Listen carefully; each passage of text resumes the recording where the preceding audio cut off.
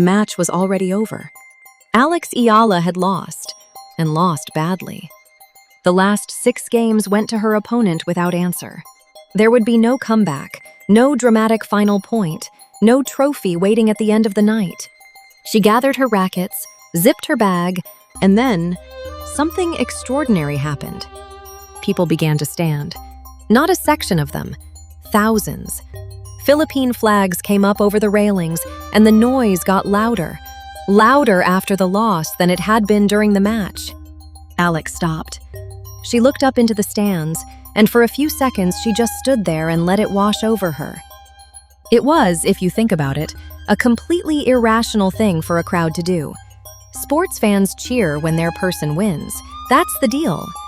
But these people were roaring for a woman who had just been beaten in straight sets in front of them. Which leaves a question that turns out to be much harder to answer than it looks. What exactly were they applauding? Somewhere in that stadium was a woman named Marianne Halili. Later, a reporter asked her what she thought Alex meant to the young girls watching. Her answer was revealing. By the end of this video, I think you'll understand why her answer explains more about Alex than any ranking ever could. But to get there, we have to go back 16 months, to the 2 weeks that made all of this possible. March 2025, the Miami Open, one of the biggest tournaments in the sport outside the 4 majors. Alex was just 19 and ranked 140th in the world. She wasn't supposed to be in the tournament at all. She got in on a wild card, which is essentially an invitation, the side door. But then she started winning. In the second round, she drew a French Open champion ranked 130 places above her. Alex struggled early on during the first set, but won it anyway. Next came the most recent winner of the Australian Open. Alex beat her in straight sets. Then, in the quarterfinals, she faced a 5-time Grand Slam champion, former world #1, and the most dominant woman in tennis for the better part of 5 years. Alex beat her too. Understand what that means, even if you've never watched a tennis match in your life. A teenager nobody outside the Philippines had heard of, ranked outside the world's top 100, beat 3 Grand Slam champions in a row, in straight sets, every one. No wild card had ever done it at a single tournament, and she became the first Filipina in history to reach the semifinals at that level. By then, the whole tennis world had noticed. And in the Philippines, people who had never cared about tennis in their lives were setting alarms to wake up in the middle of the night. The semifinal was against the American, Jessica Pegula, the world #4. Alex lost. Deep into the night, the run was over. And the Filipinos in that stadium refused to leave. The flags stayed up. Alex raised her fists to them, blew kisses, stood there absorbing a reception that made no sense for someone who'd just been knocked out. Remember Pegula's name. She comes back at the end of this story, and when she does, everything turns. Here's the thing a scoreboard can't show you. Every time Alex walks onto a court, 3 letters appear next to her name. PHI. For some countries, that's unremarkable. American fans have watched generations of American champions. Spain, Serbia, Japan, they've all had their eras. But in women's tennis, at the level where the sport is actually televised around the world, Filipinos had almost never seen those 3 letters at all. They could watch Wimbledon, they could admire the greats, but there was never anyone on screen who made them think, that's us. And then suddenly, there was. People who had never heard of a ranking were refreshing them daily. People who couldn't have explained a tiebreak in March were arguing about draws by June. Not because tennis had changed, because someone they recognized had walked into it. Singles tennis is famously the loneliest sport. One person, no teammates, nobody to hide behind. But look up into the stands when Alex plays, and it stops looking lonely at all. Flags off the railings, Filipino voices making the kind of sustained, unembarrassed noise that tennis crowds aren't supposed to make. That's not a tennis crowd. That's something else. And it becomes something else, again, when the people doing it live thousands of miles from the country on the flag. Millions of Filipinos live outside the Philippines. They work in hospitals and on ships, in other people's houses and other people's countries. And leaving means missing things. Birthdays, Christmases. Sometimes it means watching your children grow up through a phone screen. Distance becomes a permanent condition. You stop expecting it to lift. And then, every so often, something makes home feel briefly, unreasonably close. For a lot of overseas Filipinos, Alex has become one of those things. August 2026. At the Toronto Open, a man named Vince Novasteras stood outside the stadium with a Philippine flag draped over his shoulders, studying the tournament draw. He said it felt like their version of the World Cup, that Filipinos were showing up whether they'd followed tennis for 20 years or had never seen a match in their lives. A lot of these people are not tennis fans.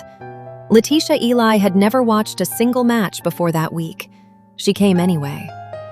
They came because Alex is Filipino, and because for a few hours a stadium in Ontario can be made to feel like somewhere else entirely. And at the middle of it is a young woman who knows something about leaving. Alex left the Philippines as a child to chase this. She trained abroad, away from her family, before she was old enough to drive. Her life now is airports and hotel rooms and a suitcase that never fully unpacks. Overseas Filipinos recognize that shape of life immediately. They know what it is to leave because the opportunity is somewhere else, and they know what it costs. So when they look at Alex, they're not only looking at an athlete, they're looking at someone who also left. Someone carrying Filipino identity into rooms where Filipinos are often present, cleaning them, staffing them, serving in them, but almost never at the center of them. And then, there she is, center court. Her name on the scoreboard, PHI beside it, the flag on international television. If you've been away from home for 6 years, that does something hard to put into words. Because home isn't only a place. Sometimes, home is a feeling. And for a few hours, Alex gives it back to them. The remarkable thing is that Alex seems to know exactly what she's doing.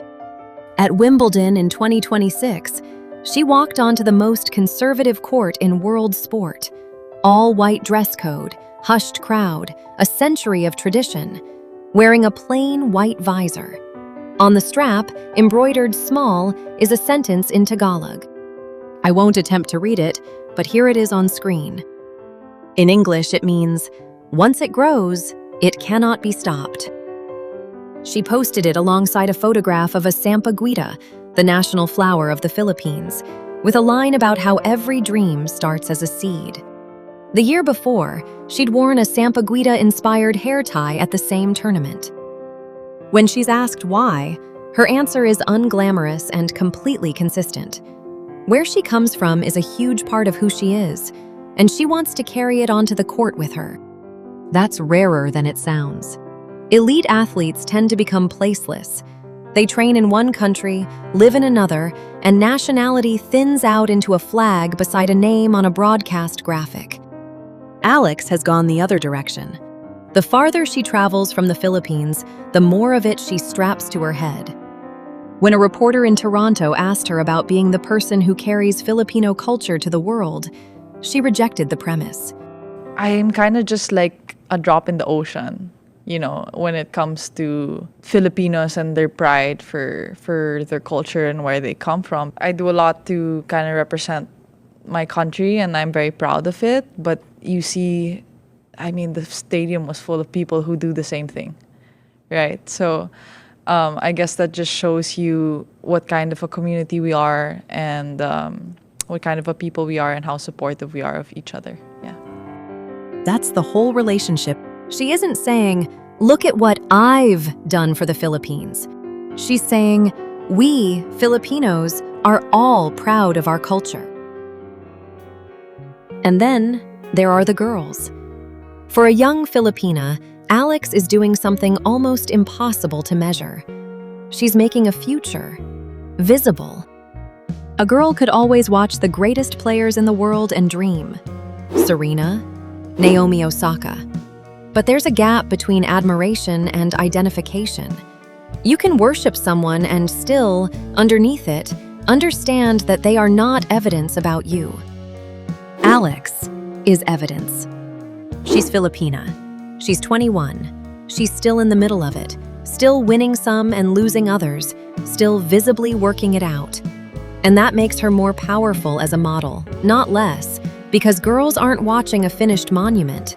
They're watching the process. The upsets, the pressure, the flat-footed defeats, and then Alex showing up for the next one anyway. In Toronto, a woman named Elizabeth Alemany said she'd played tennis since she was 7 and had almost never shared a court with another Filipino. Seeing a Filipina at this level made her want to start playing again. Menvin Perea, who'd never watched tennis live before, said Alex made him want to try it himself. And Marianne Halili, the woman from the beginning of this video, was asked what it does for the girls. She said Alex is starting a new generation of them in tennis, that they see her and think, oh, it's possible. That's the whole thing. Because before there's a first, a dream isn't quite real. A Filipina kid can say she wants to play Wimbledon, and underneath it sits a question nobody says out loud. Do people like me actually do this? Alex didn't answer that question. She replaced it. It's no longer can a Filipina reach that level. It's how far can a Filipina go? Only one of those makes a child pick up a racket. And the picking up is already happening. Alex says she's been told courts in the Philippines have become hard to book, and that she hears constantly from people of every age who started playing because of her. Which means her real influence isn't happening at Wimbledon at all. It's happening on some cracked municipal court where nobody's filming. A girl tossing a ball, swinging, missing, trying it again. She probably won't turn professional. Almost nobody does. But she has a reference point that didn't exist for any Filipina before her. A child doesn't need proof she'll become a champion. She needs a reason to believe she's allowed to try. This feeling is new, but it isn't unfamiliar. Every so often, an athlete stops being an athlete and becomes something the whole country stands inside. Manny Pacquiao did it for 2 decades. Alex has talked about growing up in those hours when families gathered to watch him fight, and the country effectively stopped. For many Filipinos, he was proof that someone from their country could compete at the highest level. Now, she's the proof. But the door she's opening is a different one. Tennis has never held the place in Philippine culture that boxing and basketball do. At the elite level, it was somewhere else. London, Paris, New York, Melbourne. Other countries' sport, played by other countries' families. She's walking into rooms Filipinos have essentially never been in, and every time she gets further, those rooms get a little less foreign. She's also doing it as a young woman who refuses to shrink any part of herself to fit. She talks about fashion and culture and family. She's openly, unapologetically feminine. And then she walks onto a court and hits through the best athletes in the world. For a girl watching, that quietly rewrites what strength is permitted to look like. Alex doesn't need to become the next Pacquiao. The most meaningful version of the future is one where a Filipina deep in a Grand Slam draw stops being remarkable at all. Which brings us back to Toronto and to Jessica Pegula. 16 months after Pegula ended that dream run in Miami, the two met again in the final of the DC Open in Washington. This time, Alex won. Alex lost the first set, took the second, and then took the third 6 games to nothing, and became the first player from the Philippines, man or woman, to ever win a professional tennis tour title. And in a poetic twist of fate, the player who had ended her initial breakthrough run was the one Alex went through to complete it.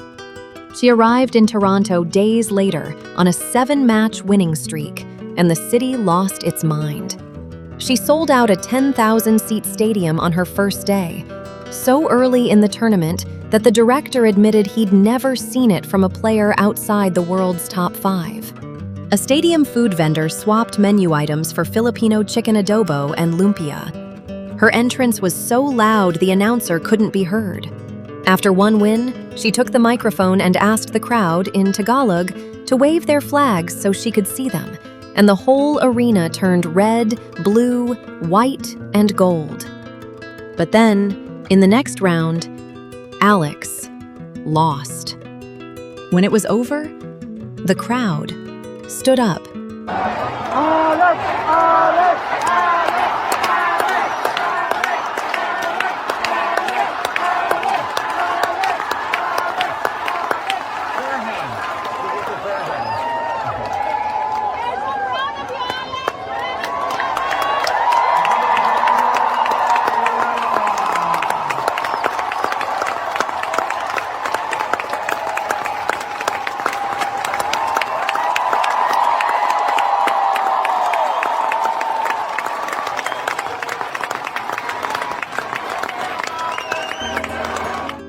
Once you've seen it happen twice, Miami, Toronto, 16 months apart, you can't file it under ordinary sports fandom anymore. Cheering a winner is easy.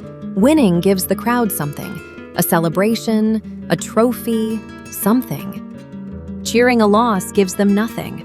The result is fixed. They aren't helping her anymore. They're just making sure she hears them before she goes. And that's when you can finally see what the applause was saying. Not, "You owe us a victory," but, "We're proud of you." After her defeat, Alex spoke to her fans in Tagalog, saying, "Thank you, my countrymen." She thanked them for setting their alarms to watch her matches at odd hours 8,000 miles away. She thanked them for praying for her, and she promised to keep working. And Iga Świątek, the woman who had never seen a tennis match before that week, was asked if she had a message for Alex. 2 words: keep fighting. So, Alex Eala lost. She packed her bag, she started walking, and thousands of people stood up. Why? For someone watching in Quezon City early in the morning, she's possibility. For a girl holding a racket on a broken court, she's a dream that has suddenly become attemptable. And for a Filipino who hasn't been home in years, she's something harder to name. A familiar flag in an unfamiliar place, a familiar language moving through a foreign crowd, proof that home occasionally comes and finds you. In my opinion, Alex didn't just give Filipinos someone to cheer for. She gave them somewhere to see themselves, their ambition, their leaving, their sacrifice, their stubborn, unreasonable hope. The scoreboard is final. By the rules of tennis, she lost. Then the flags go up and the noise starts, and thousands of people rise to tell her the score was never the story. Because sometimes an athlete gives people more than victories. Sometimes she gives them belonging. Sometimes she gives a child a new idea of what a life can contain. And sometimes, in a stadium 8,000 miles from Manila, she makes a room full of people feel, for a few hours, like they went home. Every dream begins as a seed. Once it grows, it cannot be stopped. That's why they stood. Not because Alex had won, but because somehow she made them feel like they had.